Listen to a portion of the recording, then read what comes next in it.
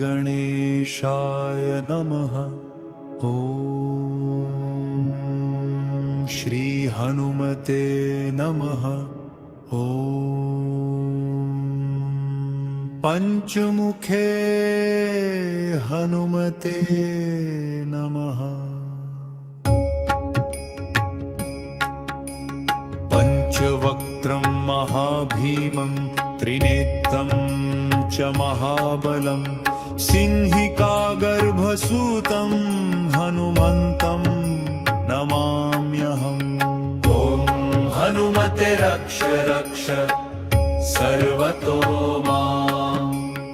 ॐ हनुमते रक्ष रक्ष सर्वतो माम्। पूर्वे हनुमान् कपिमुखधारी रक्षतु, दक्षिणे नारसिंह सदा पातु, पश्चिमे गरुडरूपो रक्षतु, उत्तरें शिवरूप सदा रक्षतु, ऊर्ध्वं ब्रह्मारूप पातु, अधो वराहरूप सदा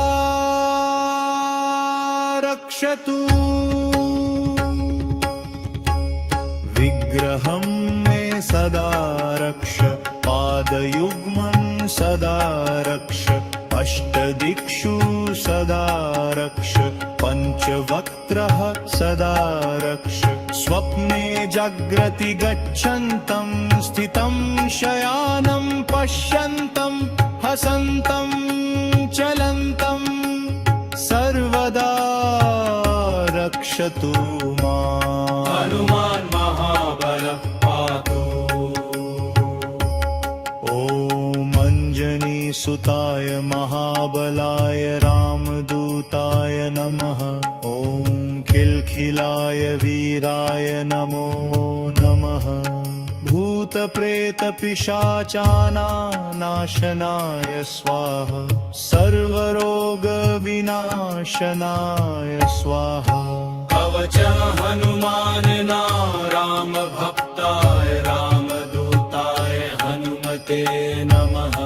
सर्वशत्रुनिवारणाय कवचं पठे रक्षां कुरु,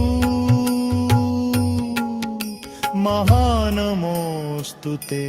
ॐ हनुमते नमः। ॐ हनुमते नमः। अञ्जनीगर्भसम्भूतं मारुतात्मजमुत्तमम्, श्रीरामप्रियं भक्तं वन्दे लङ्काभयङ्करम्। पञ्चमुखं धरं देवं हनुमन्तं नमाम्यहम्। पूर्वे वानरवक्त्रं च कोटिसूर्यसम्प्रभम्, दक्षिणे नारसिंहं च सदा स्मरे भयापहम्, पश्चिमे गरुडवक्त्रं वक्रतुण्डं महाबलम्, उत्तरे वराहवक्त्रं कामरूपं महाबलम्, पूर्वं हयग्रीववक्त्रं शङ्खचक्रगदाधरम्, एवं पञ्चमुखं रूपं हनुमन्तं महाबलम्। यो स्मरे प्रातःकाले सर्वशत्रुभयं हरे, नाशयेत् दुष्टस्वप्नं शुभं कुर्यात् सदा नृणाम्। अभिचारान् मन्त्रतन्त्रान् भूतले ये विचरन्ति, तान् सर्वान् नाशयेत् पञ्चवक्त्रः प्रतापवान्। यं यं चिन्तयते भक्तः तं तं नमवान्नुयात्। पञ्चवक्त्रं महाभीमं त्रिनेत्रं च महाबलं, सिंहिकागर्भसूतं हनुमन्तं नमाम्यहम्। ॐ हनुमते रक्ष रक्ष सर्वतो माम्। ॐ हनुमते रक्ष रक्ष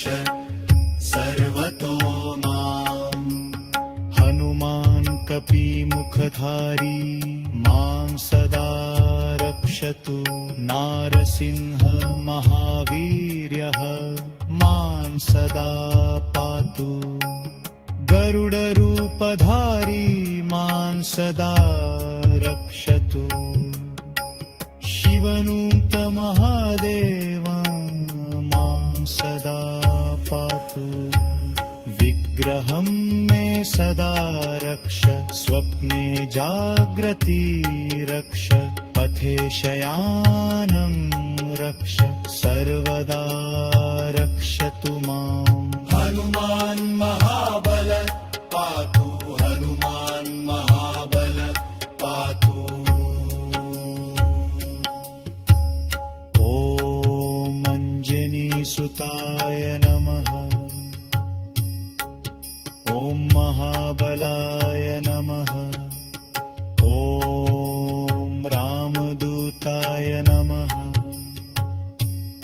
ॐ भूतप्रेतपिशाचनाशाय स्वाहा